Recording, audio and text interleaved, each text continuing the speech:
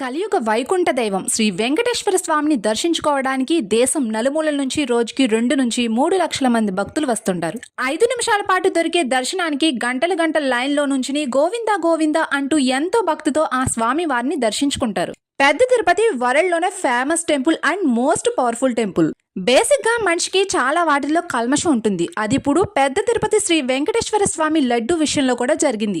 ఆ దేవుడికి రోజు నెయ్యితో చేసే రవ్వ కేసరి లడ్డునే కాకుండా రోజుకు 27 రకాల పైనే ప్రసాదాలు నైవేద్యంగా పెడతారు. కానీ అవి మానవులకు అందవు, ఎందుకంటే అవి కొద్ది క్వాంటిటీలో మాత్రమే చేస్తారు. వాటిలో కూడా నెయ్యి వినియోగించి చేయవలసినవి నేతిని వినియోగించి చేస్తారు. ఇక కంపల్సరీ దర్శనం అయిన తర్వాత అందరూ కూడా లడ్డూని తీసుకుంటారు. గుడిలో స్వామివారు ఎంత ఫేమస్, తిరుపతిలో లడ్డు కూడా అంత ఫేమస్. ఎవరైనా సరే తిరుపతి వెళ్ళలేకపోతే దర్శించుకోలేని వారు తిరుపతి లడ్డూల్ని తెమ్మంటారు. అంత ఫేమస్ ఆ వెంకటేశ్వర స్వామి ప్రసాదం అంటే. అసలు లడ్డూ క్వాలిటీ ఎందుకు తగ్గిందా అని గవర్నమెంట్ ల్యాబ్ కి ఇస్తే ఆ ప్రసాదంలో fish oil, soyabeans oil and జంతువుల కొవ్వును కలిపి తయారు చేస్తున్నారని తెలిసింది.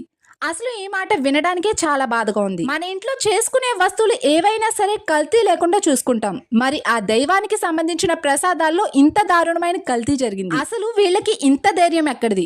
మనుషుల దగ్గర చలాయించినట్టే దేవుని దగ్గర కూడా చలాయిద్దాం అనుకున్నారా? ఒకప్పటి వరకు అంటే 30 నుంచి 50 సంవత్సరాల వరకు కూడా లడ్డు ప్రసాదాన్ని తయారు చేయడానికి నందిని నెయ్యినే వాడేవారు. దీన్ని కర్ణాటకలో తయారు చేస్తారు. ఆ వెంకటేశ్వర స్వామికి అత్యంత భక్తి శ్రద్ధలతో ఈ నెయ్యిని పంపిణీ చేసేవారు. క్వాలిటీ కూడా చాలా బాగుండేది. ఎందుకంటే ఇది వరకు లడ్డు చాలా టేస్ట్ అండ్ చాలా క్వాలిటీగా కూడా ఉండేది. 10 రోజులైనా సరే ఫ్రెష్ గా ఉండేది.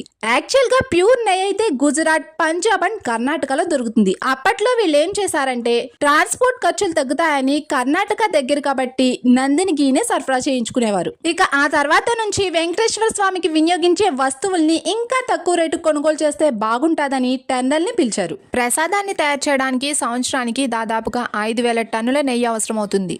దానికోసం టీటీడీలో భాగమైన మార్కెటింగ్ డిపార్ట్మెంట్ ప్రతి 6 నెలలకు ఒకసారి 1400 నుంచి 2000 టన్నుల నెయ్యి కోసం టెండర్లను ఇన్వైట్ చేస్తుంది.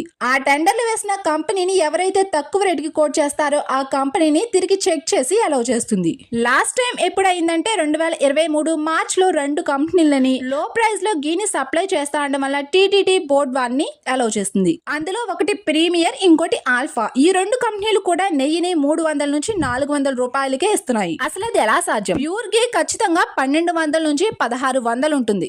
మరి వీళ్ళు 300 నుంచి 400 రూపాయలకి ప్యూర్ నెయ్యిని ఎలా ఇవ్వగలుగుతున్నారు? అందులో కల్తీ లేకుండా కలపడం అనేది అసలు సాధ్యం కాదు. నందిని ఘీ వాళ్ళు ఇంత తక్కువ రేట్ కి ప్యూర్ నెయ్యిని సరఫరా చేయలేమని, అది కూడా అంత తక్కువ రేట్ కి సరఫరా చేస్తే అందులో ఖచ్చితంగా కల్తీ కలుస్తుందని చెప్పారు. మరి వీళ్ళు అయినా సరే 300 నుంచి 400 రూపాయలకి వచ్చే నెయ్యినే తీసుకుని లడ్డు ప్రసాదాన్ని తయారు చేశారు. రోజుకి వెంకటేశ్వర స్వామి ఆదాయం కోట్లలో ఉంటుంది. మరి భక్తులకిచ్చే ప్రసాదంలో ఇంత దారుణమైన కల్తీని ఎలా చేశారు? వెంకటేశ్వర స్వామి లడ్డు ప్రసాదం కల్తీపై మీరేమనుకుంటున్నారో కామెంట్ బాక్స్ లో కామెంట్ చేయండి. ఈ వీడియోని మీ ఫ్రెండ్స్ అండ్ ఫ్యామిలీ మెంబర్స్ కి షేర్ చేయండి.